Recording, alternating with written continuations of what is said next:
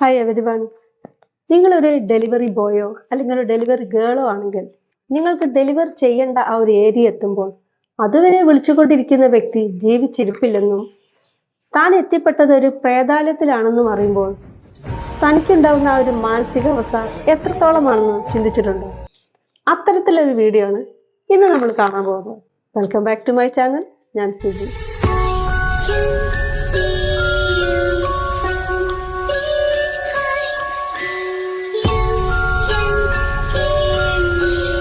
ആ ഒരു ഡെലിവറി ഗേളിന്റെ പേര് രേഷ്മ എന്നായിരുന്നു.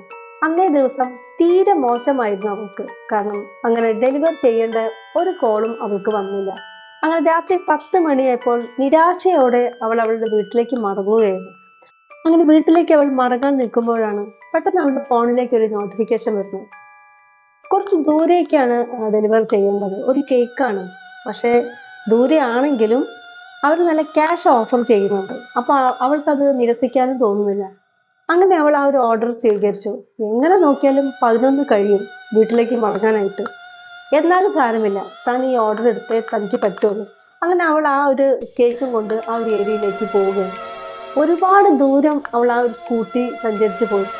അവൾ ആ ഒരു മാപ്പ് നോക്കിയിട്ടാണ് പോകുന്നത്. കുറെ എത്തിയപ്പോൾ വിജനമായ ഒരു ഏരിയ. സത്യം പറഞ്ഞാൽ അവൾക്ക് പേടി തോന്നി തുടങ്ങി. കാരണം ഒരു വീടോ ഒരു കടയോ ഒരാളോ, മൊത്തത്തിൽ വിജനമായിരുന്നു, ഒന്നും തന്നെ ഇല്ലായിരുന്നു. മൊത്തത്തിൽ അവൾക്കൊരു പേടി തോന്നി തുടങ്ങി.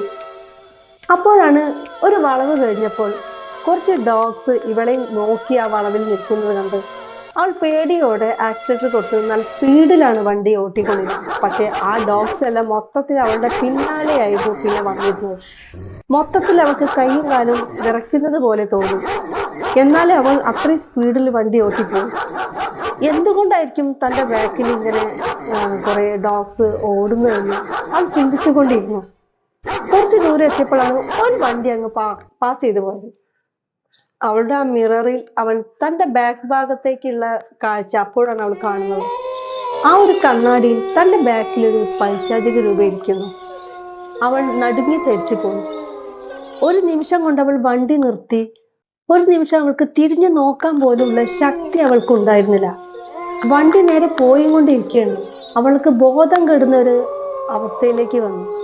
എന്നാൽ അവൾ വണ്ടി നിർത്തി തിരിഞ്ഞു നോക്കി. പക്ഷെ അവിടെ ഒന്നും ഉണ്ടായിരുന്നില്ല. എന്നാൽ അവൾക്ക് തനിക്ക് തോന്നിയതാവും എന്ന് അവൾക്ക് ചിന്തിക്കാൻ തോന്നില്ല. കാരണം അവൾ അവളുടെ കണ്ണുകൾ കൊണ്ട് കണ്ടതാണ് ബാക്കിൽ അങ്ങനെ രൂപം ഇരിക്കുന്നത്. എന്തായാലും ഈ ഒരു കേക്ക് കൊടുത്തിട്ട് വരാമെന്ന് വിചാരിച്ച അവൾ പിന്നെയും വണ്ടി മുന്നോട്ടെത്തും. അപ്പോഴാണ് ഒരു കോള് വന്നത്. കുറെ നേരമായല്ലോ ഈ ഒരു ഓർഡർ ഞാൻ കാത്തിരിക്കുന്നു. അപ്പോൾ അവൾ പറഞ്ഞു, ഡെസ്റ്റിനേഷൻ എത്താനായിട്ടുണ്ട്, ഇപ്പൊ ഒരു 10 മിനിറ്റിനുള്ളിൽ നിങ്ങൾക്ക് ഈ ഒരു കേക്ക് ഞാൻ എത്തിച്ചു തരാമെന്ന്. ആ ശരി, ഞാനിവിടെ വെയിറ്റ് ചെയ്യാമെന്ന്. അങ്ങനെ അവൾ വീണ്ടും അത്രയും സ്പീഡിൽ വണ്ടി ഓട്ടിക്കൊണ്ടി പോവുകയാണ്. അങ്ങനെ ഏതാണ്ട് ആ ഒരു ഏരിയ എത്തിയപ്പോഴാണ് ഒരു വലിയൊരു ഗേറ്റ് കണ്ടത് അവള്. പക്ഷെ ആ ഗേറ്റിന്റെ ആ ഏരിയയിൽ ഒരു വീടോ മനുഷ്യരോ ഒരു വെളിച്ചോ ഒന്നും തന്നെ ഉണ്ടായിരുന്നില്ല. അങ്ങനെ അവൾ ആ ഒരു ഗേറ്റ് തുറന്നു.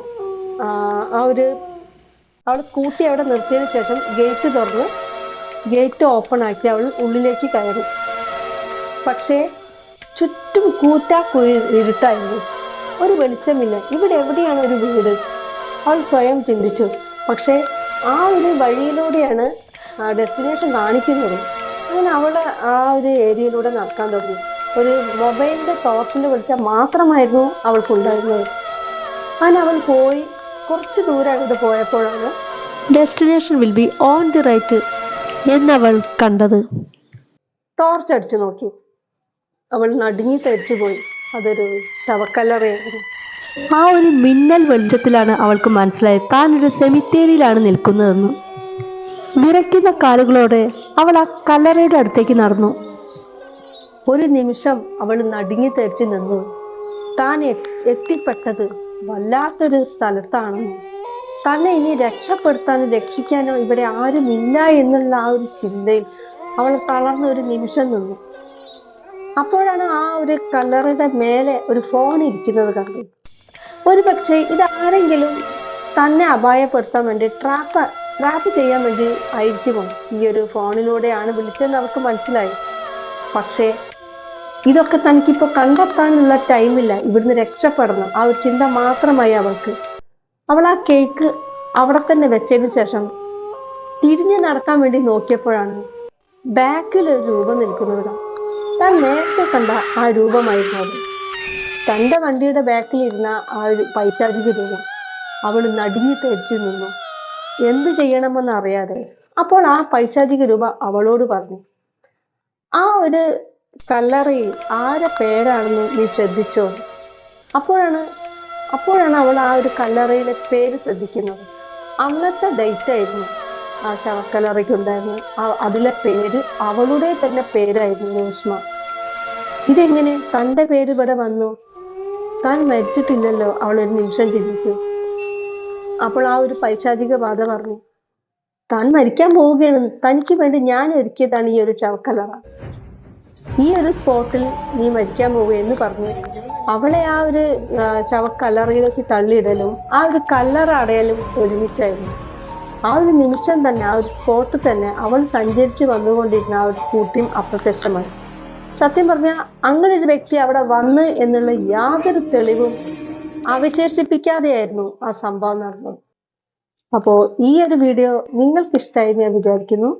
അപ്പൊ ഇഷ്ടപ്പെട്ടവരെല്ലാവരും ഒന്ന് ലൈക്ക് അടിച്ചൊന്ന് സപ്പോർട്ട് ചെയ്യണേ. എന്നാൽ നമുക്ക് അടുത്തൊരു പുതിയ വീഡിയോ വീണ്ടും കാണാം. ബൈ.